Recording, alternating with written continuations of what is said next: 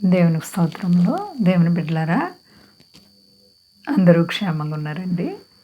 మన ప్రభువును రక్షకుడైన యేసుక్రీస్తు వారి యొక్క అపారమైన ప్రేమ మనలో ప్రతి ఒక్కరిని కూడా ఆదరిస్తూ ఉన్నందుకే ఆయనకి వేలాది కోట్లాది స్తోత్రాలు.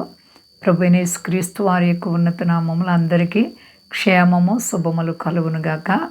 ప్రతిరోజు ఆయన మాటను మనం వినడానికి మనకి దేవుడిచ్చిన సదవకాశాన్ని బట్టి దేవునిని స్తుతిస్తున్నాను.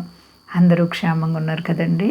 ఈరోజు దేవుని వాగ్దానం కీర్తనల గ్రంథము 145వ అధ్యాయము 19వ వచనం. తన యందు భయభక్తులు గల వారి కోరిక ఆయన నెరవేర్చును, వారి మొర్ర ఆలకించి వారిని రక్షించును. దేవునికి మహిమ కలుగునుగాక. మొర్ర, ఎప్పుడైతే నువ్వు దేవుని సన్నిధిలో విశ్వాసముతో కన్నీటి ప్రార్థన చేస్తావో ఆ ప్రార్థన ఆయన ఎప్పుడు త్రోసివేయరంటండి. ఎంత గొప్ప మాట చూడండి. తన యందు ఎవరైతే భయభక్తులు కలిగి ఉంటారో వారి కోరికనైనా తీరుస్తారంట. కోరిక, ఎన్నో కోరికలు ఉంటాయి మానవ జీవితంలో, కానీ దేవునికి ఇష్టమైన కోరికలను మనం కలిగి ఉండాలి.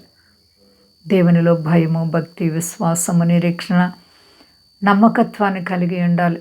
ఈ లోక సంబంధమైనటువంటి కోరికలు మనకొద్దు.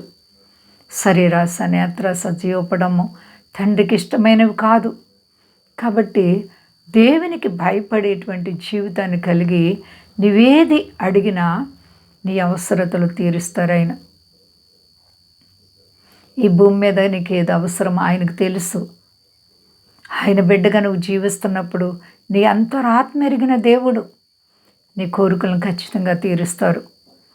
నీవెన్నో విషయాల్లో ప్రార్థించి అయ్యో నా ప్రార్థన దేవుడు వింటలేదని నీవు కృంగిపోయి ఉన్నావా సహోదరి?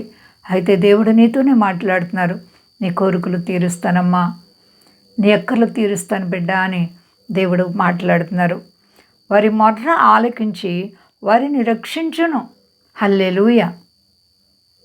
మన మొర్రలు ఆలకించి మనల్ని రక్షించే దేవుడు. ఇంకెందుకు సహోదరి నీ భయపడవలసిన పని లేదు. నీ కుడి ప్రక్కన ఆయన నీకు నీడగా ఉండే దేవుడు, నీకు అన్ని విషయాలు దిక్కై ఉన్న దేవుడు. ఏ కష్టం నిన్ను కలవరపరుస్తుంది, ఏ ఇబ్బంది చేత నువ్వు సతమతమైపోతున్నావు, మనసులో నువ్వు కృంగిపోయి ఉన్నావా? ఒకవేళ నీ కుటుంబ పరిస్థితులు నిన్ను అణచివేస్తున్నాయా? ఆత్మీయ జీవితంలో నువ్వు ప్రార్థించలేకపోతున్నావా? ప్రభు సన్నిధిలో గడపలేకపోతున్నావా? ఆ సహవాసంలో కట్టబడలేకపోతున్నావా? ఏ విషయంలో నువ్వు వెనకబడ్డావు? దయచేసి ఇప్పుడే జ్ఞాపకం చేసుకుని ప్రభుని హృదయవాంఛలు తీర్చే దేవుడు, నిన్ను రక్షించే దేవుడు, నీ కుటుంబాన్ని కాపాడే దేవుడు, నీ గృహము చుట్టూ ఆయన కంచి వేసి ఆయన అగ్ని కోటగా కట్టి నేను కాపాడుతాకి ఆయన ఇష్టపడుతున్నారు. కాబట్టి ప్రియమైన సహోదరి సహోదర, దేవుని మాట యందు నీవు లక్ష్యం ఉంచుతున్నావా? దేవుడంటే మనలాంటి వాడు కాదు.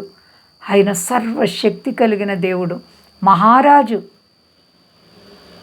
ఆయన ఏదైనా ఒక మాట సెలవిస్తే ఖచ్చితంగా నెరవేరుతుంది. కాబట్టి సోలిపోకు.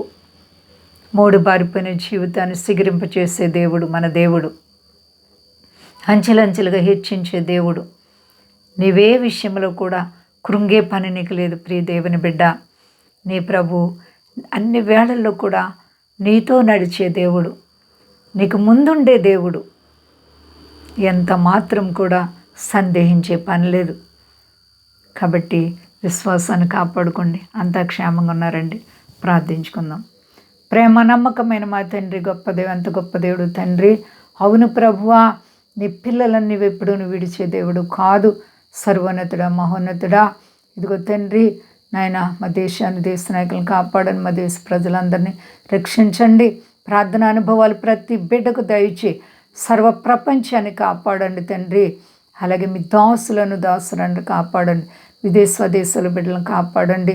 ఎవరి హృదయాల్లో ఏ వాంఛ కలుగున్నారో ఇప్పుడు యేసు నామములో తీర్చబడును గాక. అందరికీ నీవు సంతోషకరమైన హృదయాలు దయచేయనైనా. అయ్యా, తొట్టిల్లు వారిని నీవు విడువని దేవుడవు, పడిపోయిన వారిని లేవనెత్తే దేవుడవు, గొప్ప దేవా, ఉన్నవాడు వాడువని దేవుడిగా నిరూపించి నీ నామం గొప్ప చేసుకో. ప్రతి విధమైన బంధకాల నుంచి విడిపించి, రుణాలు, సమస్యలు, ఆర్థిక పరిస్థితుల నుండి విడిపించండి. అనేక మంది విదేశాల్లో ఆయా పనుల్లో ఉన్నారు ప్రభు, వారి చేతుల పనులు ఆశీర్వదించి, వ్యాపారస్తులను అలాగే చేతుల పనులు చేసుకునే ప్రతి ఒక్కరిని నీ చేతుల పనులు ఆశీర్వదిస్తానంటున్నావు.